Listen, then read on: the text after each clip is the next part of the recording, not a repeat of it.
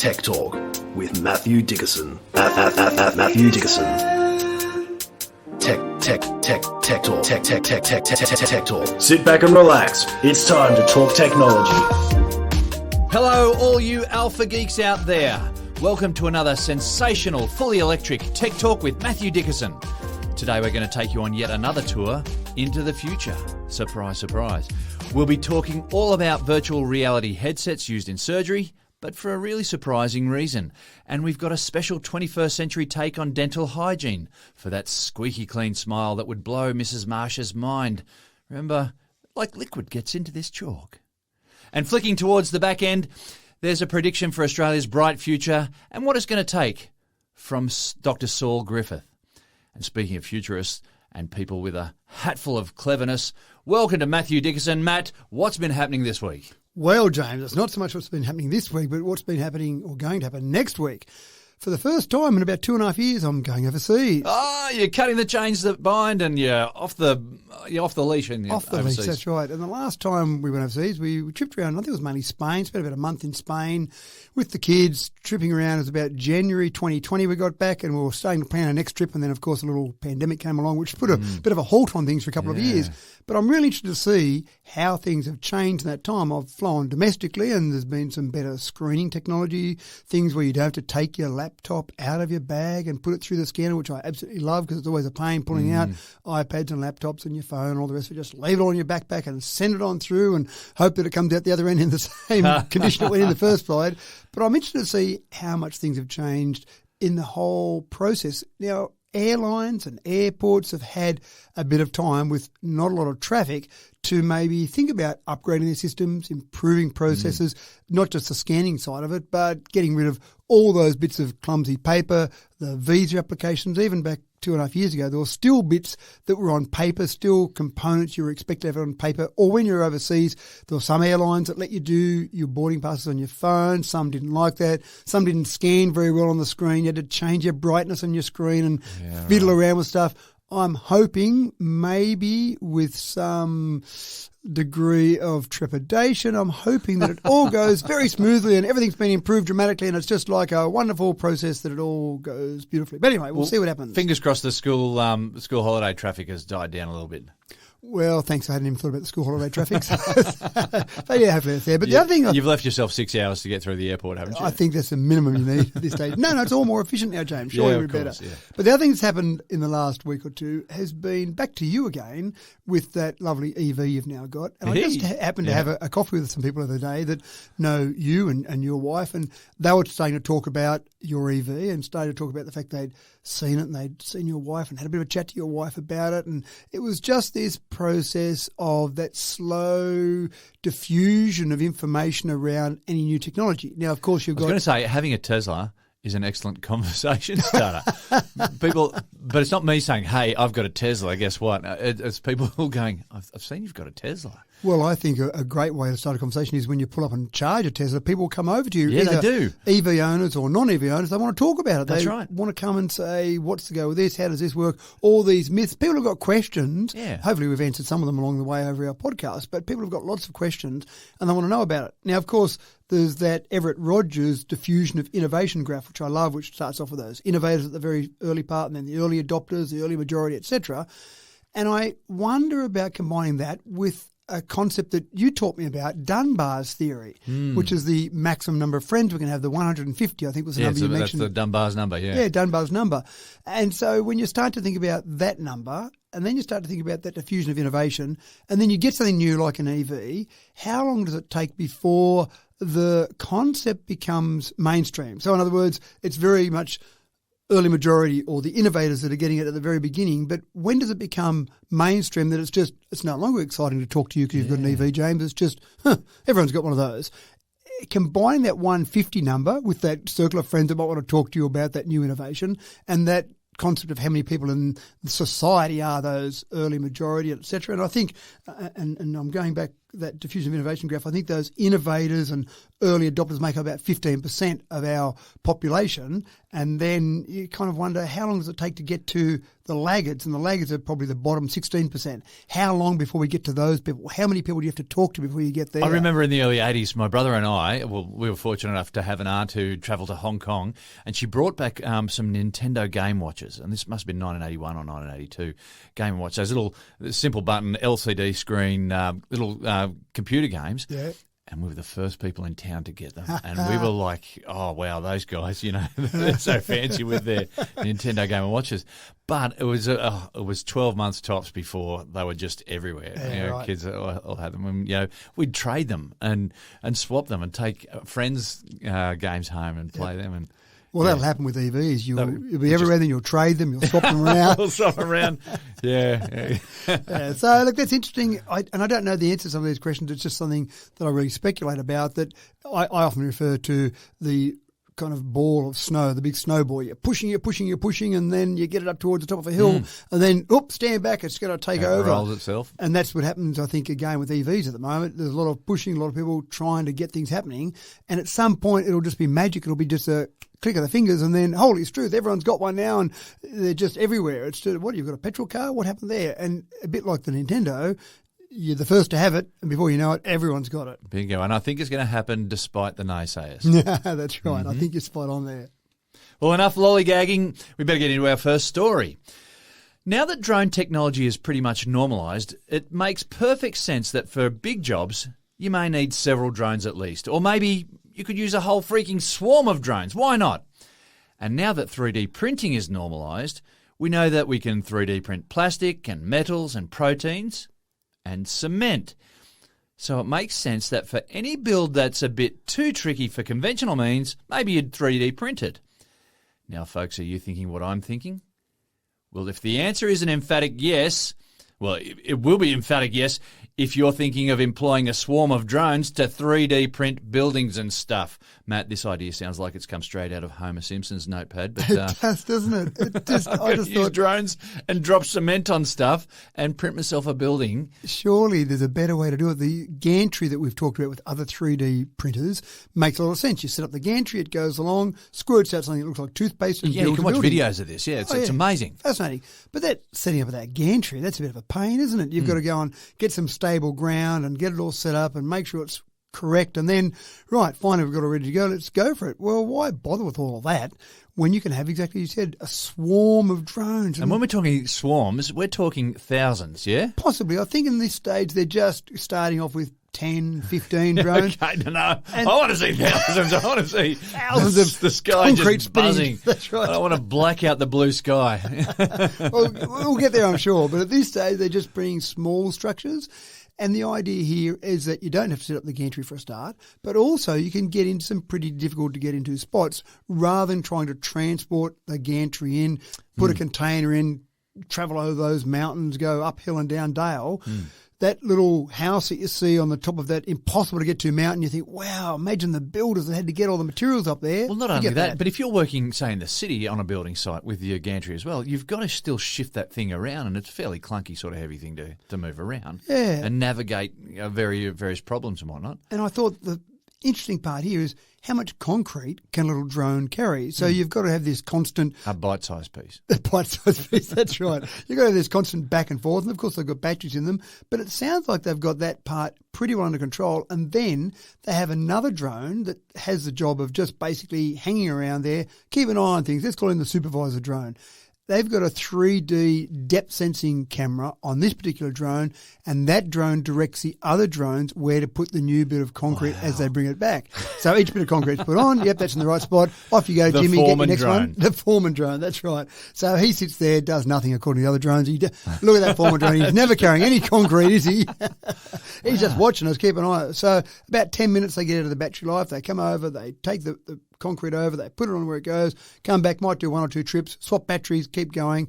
At the moment, there are humans involved, mainly in the battery swapping process, but it's literally going across, picking up concrete, bringing it back, putting it where it needs to go. Obviously, it's wet, it's drying in that process. So at this stage, all the testing they've been doing has gotten up to about 15 drones working without running into each other. That's a bit of a bonus. actually building things quite quickly. Now, when you get to a large-scale building, I would imagine that surely a gantry, a larger device set up to build that larger building would make more sense. I think these are going to be of more use when you're trying to get into those hard-to-get spots, building something small, or emergencies, tsunamis, when you've got emergency housing needed, rather than try and get across those roads that are damaged and they've got a whole bunch of debris across them. Well, set up drones and get in there to get some structures for people to live in until we can get in there and build fix bridges, properly. perhaps, yeah? Build bridges, yeah, wow, imagine that. I don't know if they've gone that far, but the concept sounds fantastic, doesn't it? Why not? It's just concrete. Well, I'm guessing that you're not needing, you're not having to worry about any of the scaffolding that you'd have to worry about with normal building and whatnot, and you just, wow.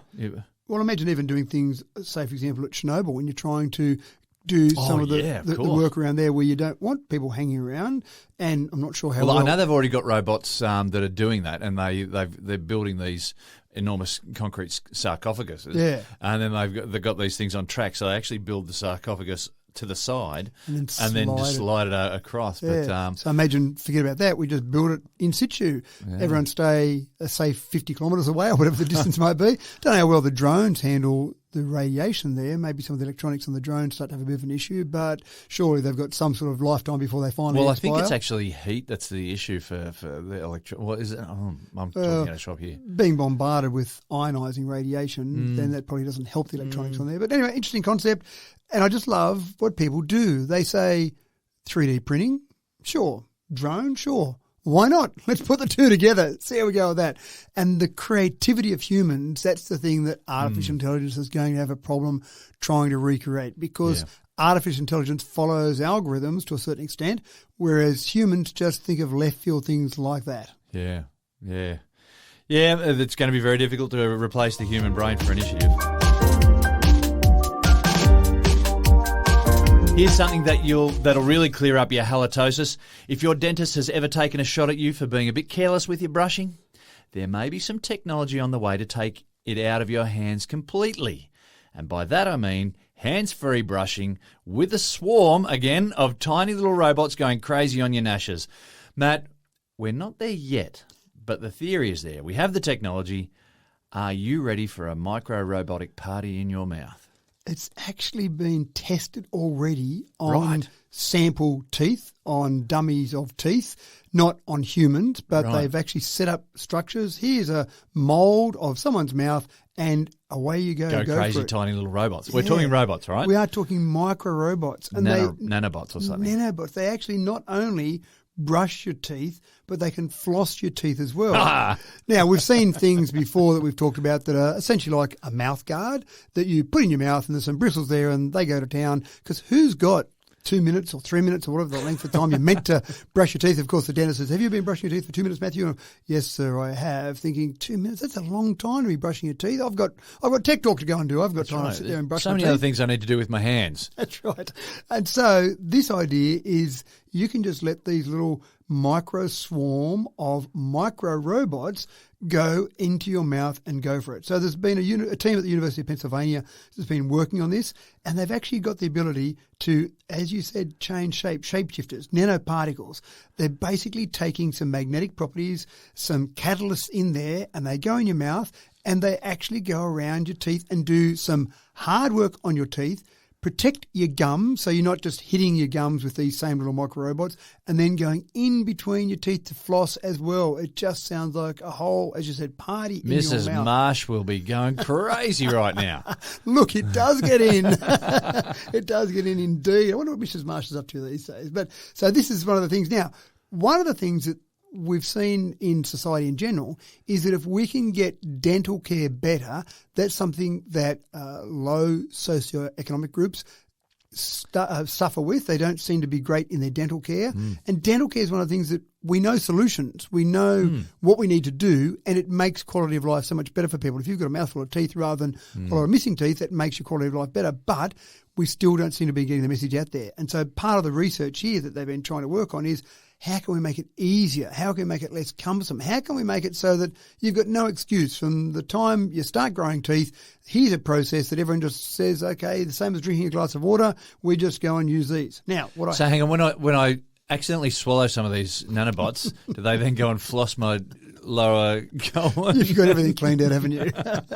What I don't quite understand from all the research that I've read so far is how you get them into your mouth and then how you get them out. So in other words, if I've got a mouth guard with bristles on it, that's pretty obvious. I'll put it in there, the bristles go to work and I take it out.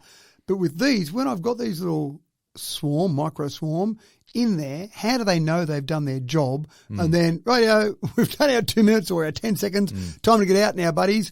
How do they know that? That's what I haven't been able to work out. I don't know. So don't swallow at all. I don't think for so. about half an hour or I don't think that's a good idea. How do I introduce them into my mouth and then how do they get out of my mouth once the job's done? Or do they just dissolve away? Do they become so small they can go through your system properly? I read a lot on it. It's very early in the research, and maybe sometimes researchers like to tell bits about what they're doing, but not the whole story, because other researchers might say, I've just had a brilliant idea. It just looks a lot like that other brilliant idea that someone else had. So I think they're keeping it a little bit close to their chest. The bottom line is that we are going to see more and more with nanoparticles, with microrobots, with all these things that are working on getting into very small spaces and doing things together in some sort of colony concept. And these nanoparticles, they've got potential for boosting our immune system as well. Oh, look, nanoparticles, it just seems like we should put the word nano in front of everything now. Okay. Nano podcast. There we go. Look at that. What a great podcast we've got. Might be a bit short if it's a nano podcast, but I think that's one of the things that people are using nanoparticles. It does get thrown around a little bit as almost a pseudoscience term sometimes. Yeah. But the reality is we are seeing scientists work on smaller and smaller scales to see how they can manipulate particles that are very small. That's right. Well, it's time for my next nano introduction for our next nano story. Here at Tech Talk, we're right into wearable health tech, and we are pleased to announce that Garmin are stepping up their game with the first wearable blood pressure monitor, a sphygmomanometer. Good work. If you want to go that far. Although I don't think it's going to be as cumbersome as your normal sphygmomanometer. So now, Matt, when I've finished my 6th kilometre, I'll be able to tell whether or not that really is a heart attack coming my way. Exactly right. And Garmin are trying to do a bit like Apple do. Apple love to own the ecosystem. They like you to have your phone and your iPad and your computer and your watch all in that one ecosystem, because that means you're more likely to buy the next product they have. They don't want to make it compatible with all those other products out there, because then you might buy a different brand. And Garmin, as many companies do, they learn from their not so much competitors, but other companies, and they're doing the same. So Garmin have been famous for a long time for their trip computers on bikes. I still use a Garmin on my bike rather than using my phone on my bike. Watch right now. Okay, this is becoming an infomercial. Sorry, oops, we'll step back a bit. They don't do that. But they've got smartwatches, chest straps, smart scales, and so they've got a range of products. But this is just another one that they want to introduce into their line. So smart blood pressure monitor. Now, when you put the word smart in front of it, it just means that it's a good marketing gimmick. No, it's more than that. It does mean that it actually links into it's that a whole nano-smart. That's right. If you put nano and smart in front of anything, it'll sell. What is it? I don't know, a piece of dirt, but it's a nano-smart piece of dirt. So the idea here is that most people have seen now that you don't have to have the idea of pumping up the arm, putting the stethoscope on, listening to everything. These obviously just wrap around the arm. They automatically blow up and compress to get to the point where they can check your blood pressure. And that's, you go and see a doctor now, they all do that. As much as it looks impressive when they're pumping with their hand to pump up the sphygmomanometer on the arm, then it's not quite as good as the electronic one. What this does, though, is it does all of that in electronic format, but of course sends the data off for your own personal health profile. So you can see all of your information. You can see how far you've ridden on your computer. You can see how high your heart rate got. You can see what your scales are showing your weight is. You can see what your BMI is because you've already put in your height in there. So you've got all this information. But another important part of that is your blood pressure. So it's all in good to say, well, look, my resting heart rate is whatever. But that might mean you're really fit or really unfit, but it doesn't really tell you about what's happening with your blood pressure, which gives you a bit more of an idea of the health of your arteries. Yeah, it's all these things that we've got to put together to stitch together to work out what your health is. Yeah, that's Single right. numbers by themselves don't mean much. And that's it. It's all stitching it all together. And that's exactly what I think we're seeing a lot of now. We have talked about the wearables on the market. Now, I'm not expecting you're going to wear around this Garmin smart blood pressure monitor. With a stethoscope. And that's right. And just walk around and constantly know your blood pressure at any moment in time. But the idea is if you've got it at home, then just like scales, if you didn't have scales at home, you go, do I want it from overweight or not? I'm struggling to get into these genes. Maybe there's an indication. blood pressure, you might be struggling to get up some stairs, you might be some indicators there, but having the cold, hard data to show you, I think is really important. So that's exactly what this will do. It'll give you that data. It'll give you the information. You can collate all the information, and finally you might say at some point in time, I'm not looking great, I'm going to go and see a real doctor. Now, this particular device is not FDA approved, and FDA in America obviously, but let's take that as a good place to go to somewhere to get some sort of recognition of some sort of value of a health device. It's FDA cleared, not FDA approved. Very subtle difference there. FDA cleared means that the manufacturer can demonstrate that the product's substantially equivalent to another product. So FDA approval is obviously just another level above that. That's kind of the gold standard. But at least this one's FDA cleared. So at least that means FDA's looked at it and it says, you know what, it's probably about the same as other tests you'd get. So we're happy with that, but we're not approving it. But we want to watch it a little bit longer. Yeah, I'm not sure. Or they just might want to get paid some extra money to be approved. I'm not sure if that's how it works.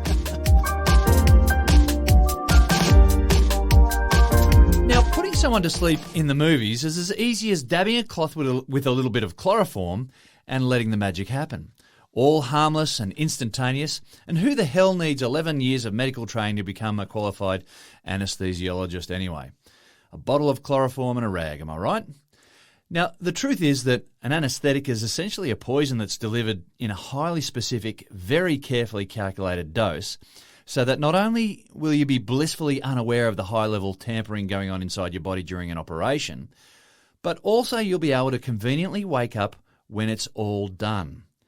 And I want someone with at least 11 years of experience under their belt for that kind of black magic, folks.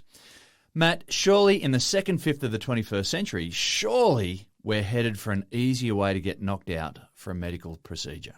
Now, I want to know who the first person was that let someone say, I'm going to give you this drug, which is going to knock you out but still be alive, make you forget what we're doing to you but not forget what happened the hour before or the week before, and then wake up and everything will be okay. I think they just called it whiskey, didn't they?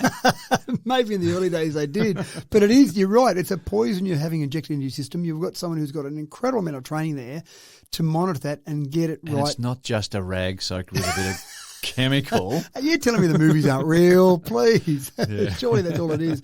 But let's go forward a bit. What other ways could we have to try and manipulate or trick our brain? But what you said before, it's poisonous, and so you want to reduce the amount of that you have to give, and it takes a lot of training to be able to get that right. That's right. You don't want not enough because someone's sitting there going, I can feel that. That's kind of hurting. You've probably heard of people waking up in surgery for an anaesthesiologist who probably needed to think a bit harder about what they were doing. That's right. Stop playing on your iPad and come back and have a bit of a look. And then there's the risk of them not waking up at all. That's right. So that's the next problem. And that's what I mean. Imagine that first person who said, anyone who's about to go into hospital and get an operation, by the way. So that's but that first person that did it, they go like, yeah, I trust you, James, just inject that into me. I'll see you in an hour or so. But you're right.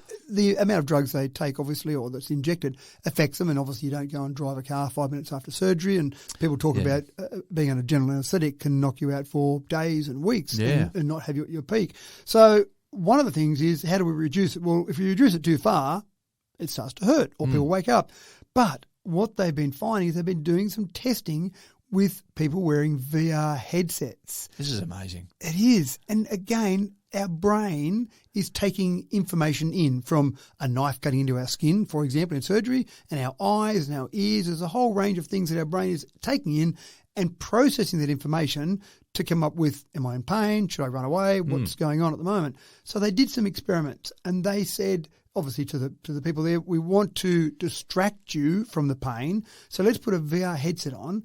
Let's actually have some really nice, calm. So this is a game you play with a toddler when they go and stub their toe or hurt their finger in a door or something like that, and you just try and distract them. We've got the brain of a 5-month-old, maybe, is what we're saying. But this is exactly what happened here. They put all this calming information, all these calming images there, and then they tried putting less anaesthetic in, less poison into the system.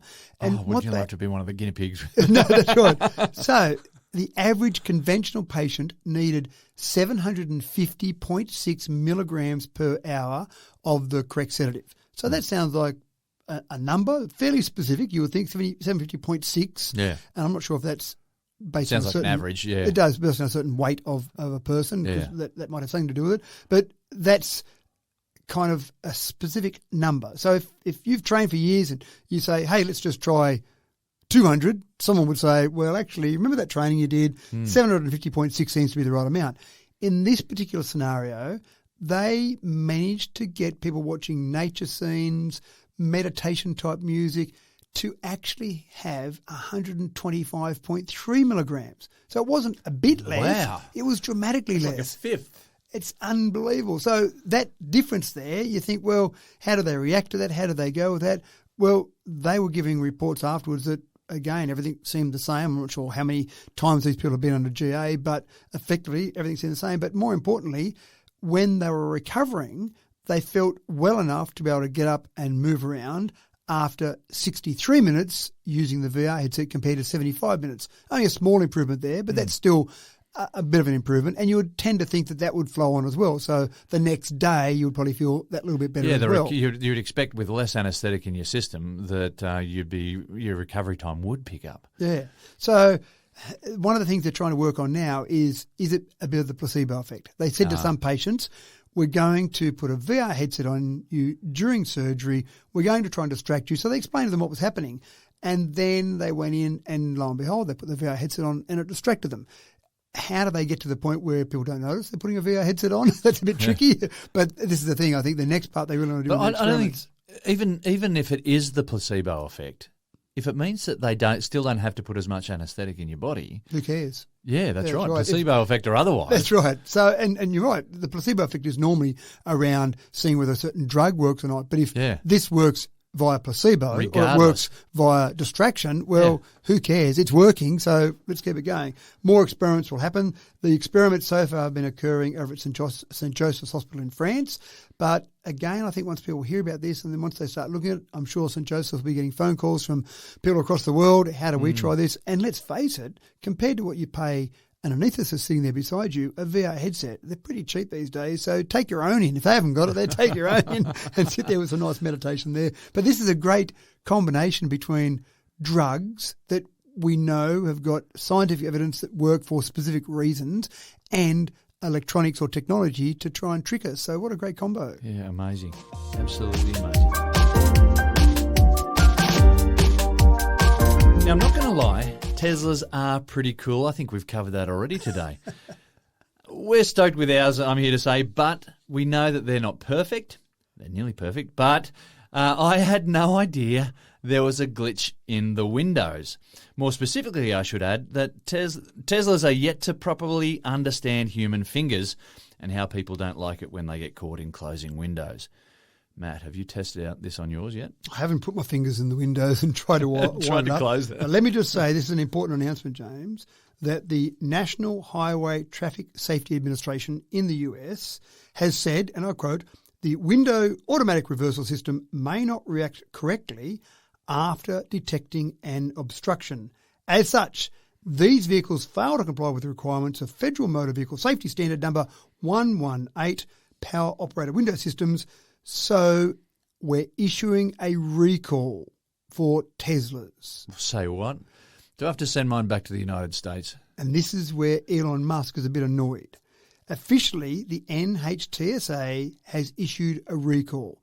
Now, for those old-fashioned car manufacturers, when you have a recall issued for something like this, you do have to book in a time to find your local car dealer, a time that's convenient for you and for them to take your car in, have them fix the problem, whatever the recall problem is, wait around or go and do something else, blah, blah, blah, and then get your car back. Incredible cost to the car manufacturer, incredible inconvenience to all those owners of those cars. Absolutely. And how many people don't worry about doing it because they haven't got the time to go around and do it. Well, we had that Takata airbag issue, didn't we? And that was a big one. How many of those are still out there at the moment that haven't been fixed? There's probably a lot. So Tesla, as you said, are a little bit cleverer than the average bear. And they've said, please don't call this a recall. We fix problems like this at the drop of a hat because we've got over-the-air updates. we've already fixed the problem. The next update that people have on their Tesla, because Teslas are connected to the internet, part of the Internet of Things, and you receive on a semi-regular basis a notification on your phone, oh, there's a new software update. Would you like to do it now or overnight? This might take 25 minutes, during which time you can't drive your car. Oh, you know what? I'll just let it do it now. I'm not going to drive for 25 minutes. Or I'll do it tonight. Schedule, midnight tonight. Please do my software update. Oh, look at that. The problem with my Windows is fixed. I haven't tested it on one of mine, but I'm pretty sure that it wouldn't have the problem, because when those updates come through, when I see the notification on my phone, I just say, oh yeah, do it now or do it tonight. So it's probably already been fixed without me knowing about it. And that's where Elon Musk is a little bit annoyed. He's saying to the NHTSA, stop calling over-the-air updates required for Tesla a recall. We are not recalling cars. That's those other guys. They're those losers out there that can't do over-the-air updates. Ours, we just do things. But they also add features, of course. So I remember the first one I got didn't have the option of going slow. You just had the same speed. When you put your foot in the acceleration was the same depending on the model of the car.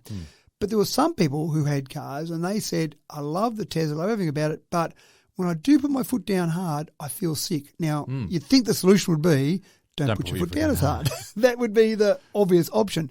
But Tesla heard this, so they introduced an option where you can just go into your dash and click a button. And I saw that, and it's called the chill setting. The chill setting, that's right. And it cuts the acceleration approximately in half. Shows up on your dash to show that you're in chill setting. But I know when one of my kids was doing her L-Place, doing her learn to drive, then I did put it in chill mode because I didn't want her accidentally to put her foot down the accelerator and we get thrown into the back of the seat while she's going, oh my gosh, what do I do? I'm going 150,000 kilometres an hour. So that chill mode was added as an update. One day it wasn't there. One day it was there because there was a software update that occurred. Sometimes it's a little bit annoying, a bit like a phone update. You'll look at your phone one day, you do an update overnight, and the next day you go, oh, where's that function that used to be there? Sometimes you jump in your car and you go, oh, hold on, I used to go and open my glove box there. Where's the glove box button now? So little things like that. But in general, it's updating all the time. So this is the main complaint from Elon is they're not recalls, they're just over-the-air updates. We find things, we fix them. We find things, we fix them. Our customers out there don't need to be concerned, stressed, don't need to be panicking, don't need to find where the nearest dealer is to take it to them. They just have to say yes to the software update. We live in a brave new world. Renewable energy sources are a hot topic these days, and there are no perfect solutions. All the options have their pros and their cons. But if we're going to move on from fossil fuels, which are the least perfect of the energy options, then we're probably going to need a combination of forms, and that's where new ideas become very enticing. Engineers have been trying to harvest energy from waves for some time, with limited success. Now, by cleverly thinking outside the box, we have the potential for millions of tiny little generators, let's call them nanogenerators. Oh yeah, nano, they're good. Generating power using wave motion, but as static charge, rather than from spinning a dynamo. Matt, what are the clever details here? This is just incredible, isn't it? Wave power, I get that. So you've got anything moving, basically. If nature's got things moving, whether it be wind or whether it be waves, let's take that and turn it into motion. Use it. Exactly, as you said, to spin something, a generator typically. And there are systems out there that use waves. Waves are coming in, they're going out. So let's keep spinning things to make some power. You've got these great systems I've seen installed underwater where they're using currents. So water will come in and out of those currents, or as currents come in, and they're spinning something. This is a different concept. This is using the Triboelectric effect. And with that, you get a bit of static electricity building up when different types of surfaces effectively rub against each other. And we see that, you know, when you rub, say, a party balloons on your head, yeah, that made exactly your hair right. stand up. There you go. Perfect. So static electricity is generated there. Now, that's probably not enough just from doing that to power your home. You can't walk around your house and be rubbing your balloon against your hair and Constantly. make it stand up. Yeah. Might be, I've just got to turn the lights on, I've just got to rub this a bit It also faster comes here. with a rapid release of the charge as well, and you don't want that. You want a steady release into a circuit. Yeah. Yeah. What they've decided to try here, and it's actually, when I say try, it's actually operating now. There's a team in China that's actually doing it, and they've taken the idea of waves have got motion, fine. Let's run an array of nanogenerators along inside a wave, and we know it's going to move. We don't care that it's spinning something or turning something.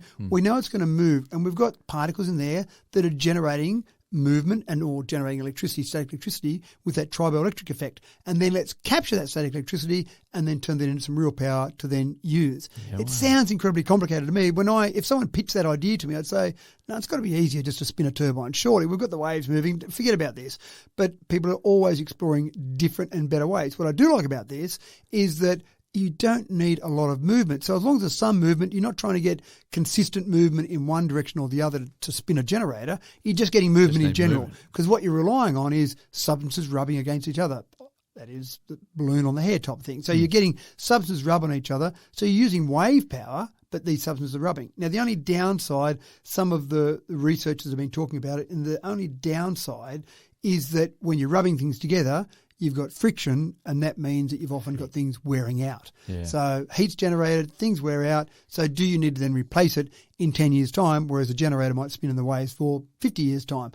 Not enough information to know about that yet, but they have been able to generate 347 watts of power per cubic metre, which you think, well, that's not a huge amount of power per cubic metre, but then when you've got an ocean to deal with and you've got waves in that ocean to deal with, well, that's probably not too bad. So you construct something that's got lots of cubic metres in it, drop that into the ocean where some waves are, and suddenly you're generating all this power. So that doesn't sound too bad. That's about 30 times better they've achieved with this concept than other triboelectric designs. So they've obviously made some breakthroughs there. And so this is this whole new structure they're working on to try and get that better power density. When will we be using this? It's probably not in the next 5 years, but there's all this development happening as we keep shutting down coal-fired power stations. We're going to be having different ways of generating power. We're going to be having wind. We're going to be having solar. There's probably a bit of nuclear kicking around in there as well, and lots of other systems, including something like this. But you've hit the nail on the head there too. I mean, waves have got a constant source of movement there, and so it's a logical place to start. But if this triboelectric effect sort of takes hold, then people start looking for all sorts of different ways to employ that. Yeah. And it becomes a much bigger thing, and people feed off other people's ideas. It's the standing on shoulders of giants concept, isn't it? Someone else came up with something and, what if I try this? What if I... Next thing you know, someone's doing something completely out of the ordinary that no one could think of 5 years ago because they've built on all these other ideas. But again, there are people out there, all these people that the naysayers, as you say, that are saying, oh no, we've got to keep burning coal. That's the only way we can generate power. There are so many different ways that we are generating power, coming up with ways of generating power, things that you and I and every other researcher in the world hasn't even thought of yet will be generating power in 5 years' time, in 10 years' time. Despite the naysayers. No, despite them. Thank goodness we don't listen to them. Have you ever had the feeling that someone is watching you? Well, probably. There are literally millions of surveillance cameras around these days, and if you don't want to be watched these days, it's probably best that you just stay in bed with the covers pulled tightly over your head. Surveillance is normal in 2022, but San Francisco police have been able to make a big step now and have approval from the city's Board of Supervisors to access private cameras in real time. I wonder how this is going to go down, Matt. Well, don't they have that now? I've seen it in the movies. You just get someone in the police department who's their internal hacker. Tap into that That's camera right. and go. What's James Eddy up to now? Let's just have a look at his camera. Oh, yes, look, there he is.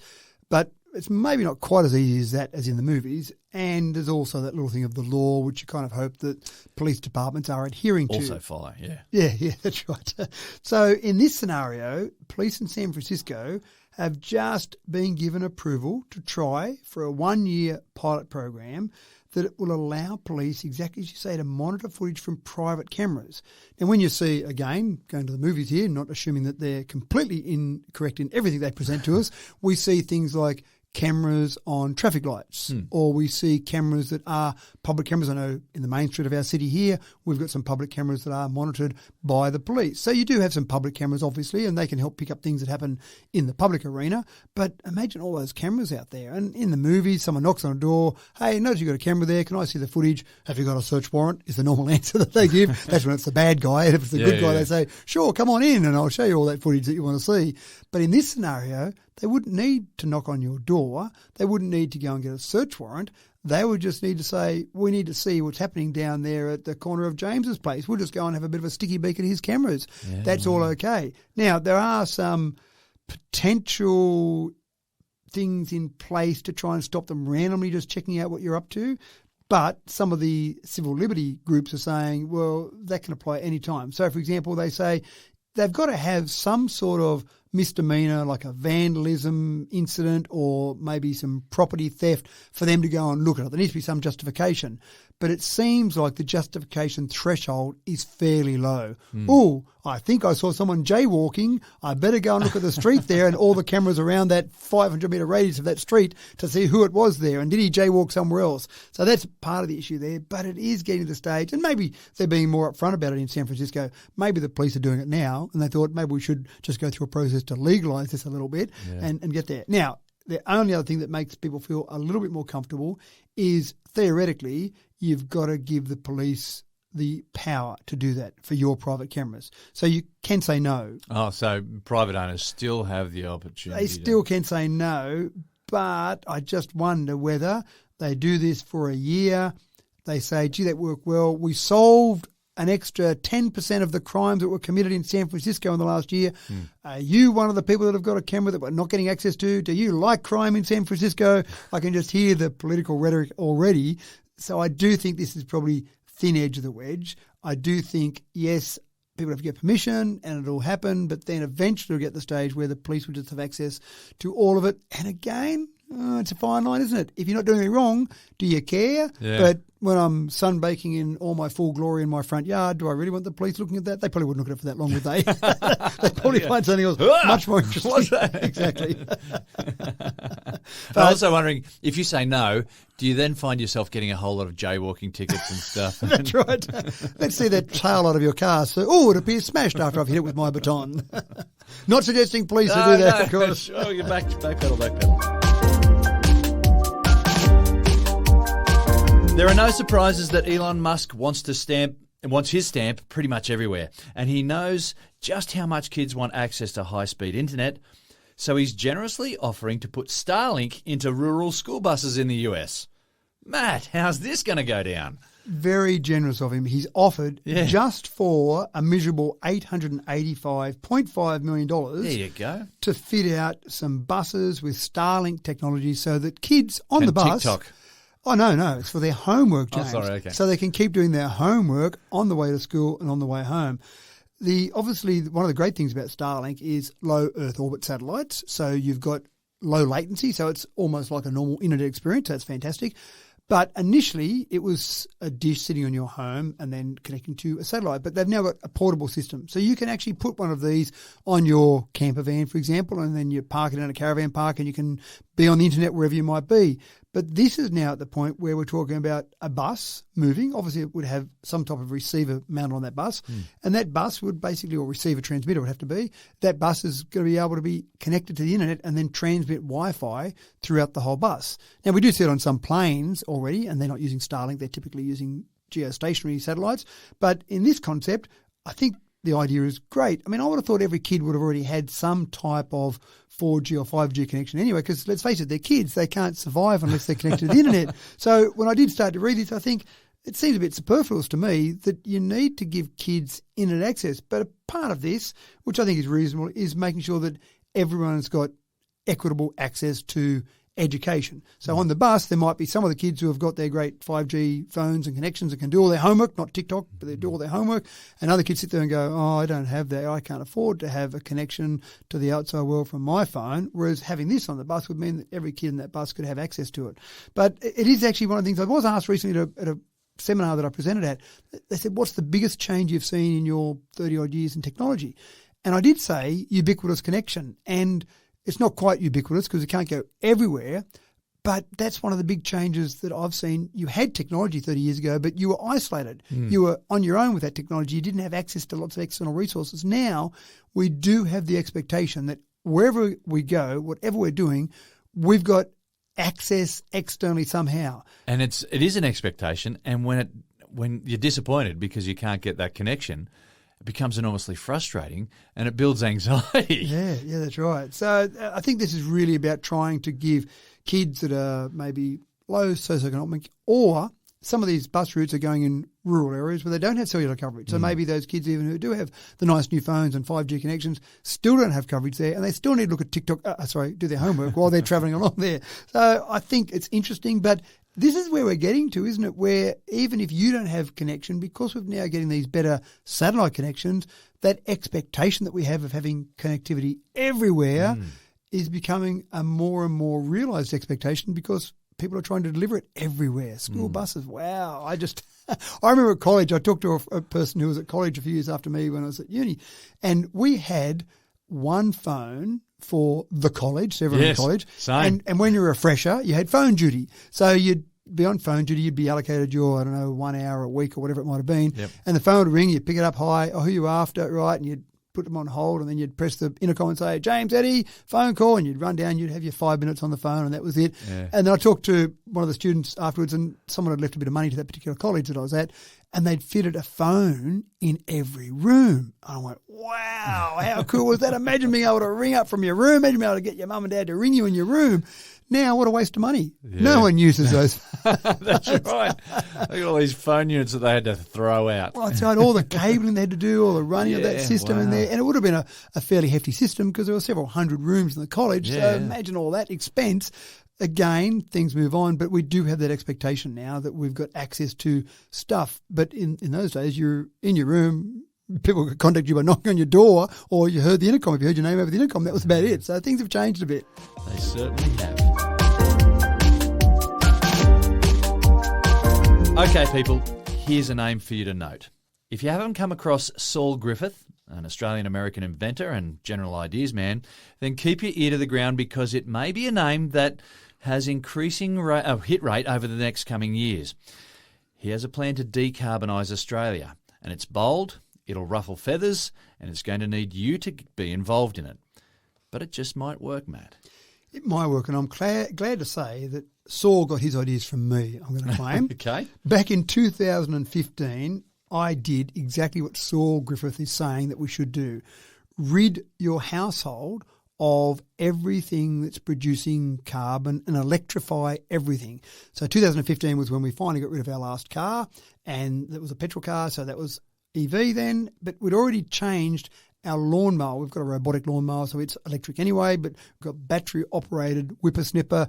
I've got battery-operated chainsaw. Now, I'm not going to go down and cut down a forest with that chainsaw. It's not that big, but it's enough just to cut a few of those hefty branches off a few trees. You've got to do, yeah, that's right. So everything we've got now is electric. Even when we built our house, and I'm going back 23 years ago now, I didn't like the idea of bringing gas into a house and having a gas stove, those sort of things. So I actually have a convection plate, a hot plate that's not burning anything, that's not just putting heat through it, actually generates heat in the actual plates themselves, in the pans themselves. Induction cooking. Induction cooking, sorry, not convection cooking, induction cooking. So you've got everything in there is electric, and that's fantastic. I love it. And people kind of laugh at me sometimes, well, how do you get by with your whippersnipper when your battery's flat? And you say, well, you get another battery, or you go inside and watch the footy for 20 minutes while you charge up. It's not that big a drama not being able to put petrol in it. And even in the old days of petrol, you'd go to put petrol in, you'd say, I've ran out of petrol, I've got to duck down and get some. And then in the old days of mixing it up with two-stroke, if I mixed up this batch already, I can't really tell. Do I double mix it and then have lots of smoke coming out, or not mix it and then potentially seize the engine in my little two-stroke? I'll go a quarter mix rather than what I thought I should do. So all those things. So it's actually quite liberating when you do it. Now, what Saul Griffith says is that, and this is a really great concept, we can all make a contribution. Because some people say, climate change, whatever. I guess when they finally get rid of those coal-fired power stations and we go all renewables, that's okay, that'll be my contribution because I'll still be buying electricity. But no, what Saul says is that you can make a difference. Every one of us can make a little bit of a difference. He talks about 101 million devices, machines, whatever you want to call them, in households and across the nation. Things sitting in people's sheds and all that stuff. So he's actually quite practical. He says, don't go out and throw all that stuff away now and buy new ones tomorrow. Everything you've got has got some sort of lifetime, some sort of time frame on it. So keep using your lawnmower if you've got to, but when you replace that lawnmower, which you're going to do at some point in the next 5 years maybe, then replace it with a battery-operated one. When you replace your gas hot water system, for example, then replace it with a solar one, or even just an electric hot water system. And some people go, electricity, if you're running your electricity, then that's burning coal. But more and more we're getting our coal from renewables. We're slowly, not as high as some other countries, we're slowly getting there with our production of electricity from renewables. So you feel much better about using your hot water with electricity rather than using it with gas. So you're getting to the stage now where some estates, I've seen some new residential real estate or estates that are being built without running gas lines through it. Now, 20 years ago, that'd be a criminal offence. What? You expect me to build a house and you haven't even got a gas line run? You've got electricity run, you've got water, you've got sewage, but I need the gas line run as well. Whereas again, some estates now, because builders are saying to people that are building their house, do you really want a gas stove in there? Because it's not going to be too much further down the track. Either you're going to have trouble getting the gas, or there's going to be some legislation that comes in to say you've got to get rid of that gas. So it's this gradual process of replacing 101 million machines. Gas house heating, so people that heat their house with gas, the water heaters I've mentioned, all those little everyday machines, all those little things that use something else besides electricity, just focus on replacing those over time. And before you know it, you've been a contributor to fixing climate change across the world. Of course, there are vehicles, we've talked about them before. That's a bigger purchase, but again, people say to me, oh, what's it matter? One car, big deal. You used to drive a petrol car, now you drive an electric car. Big, hairy, fat deal. What difference does that one make? And I said, not very much.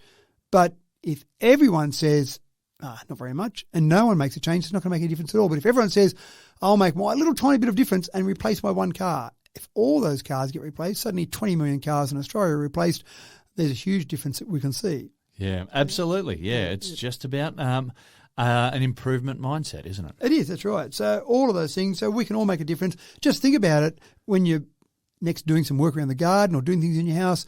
Just think about all those things that are contributing to the problem of climate change. So when you cook your meal or when you mow the lawn or whatever you might be doing, just think about those things and go, you know what, when I do replace this, I might replace this with something that doesn't contribute to the problem. Let's contribute to the solution, and that sounds better. And then you might also start thinking about electricity you're using. You might put some more solar panels on your house, or you might go and buy power from a company that specifically says green power. And I know an organisation I'm involved with, recently there was about $1 million we used to spend for one particular electricity contract, and that contract finished. And then the new contract, we went out to market to try and get some new prices there. We actually found that we saved $100,000 a year by choosing a company that exclusively said, we provide you green power. So that $1 million bill turned into $900,000, and it's all green power now. Now, do you go and check the processes to make sure it is? I think most of the companies that are claiming that have got a pretty good track record of being able to demonstrate they are actually using green power. It's all about the winds of change blowing and getting change. aboard it. Set your sails, folks. Is that a bad pun about wind power and renewable energies? Not at all. And on that note, it is time for us to literally pack our bags, make like a tree and leave. The taxi's waiting out the front and the meter is audibly ticking. Why would you put speakers on a meter? That's just weird. Thank you, Matt, for another absolutely cracking tech talk. Thank you, James. Always good fun. And bon voyage. I'm off to see if my car windows actually do bite, and then I might just book some time in the emergency ward as well. Thanks for tuning in again, folks. I'm James Eddy, and it's been a pleasure bringing you another Tech Talk with Matthew Dickerson. Catch you in another week's time.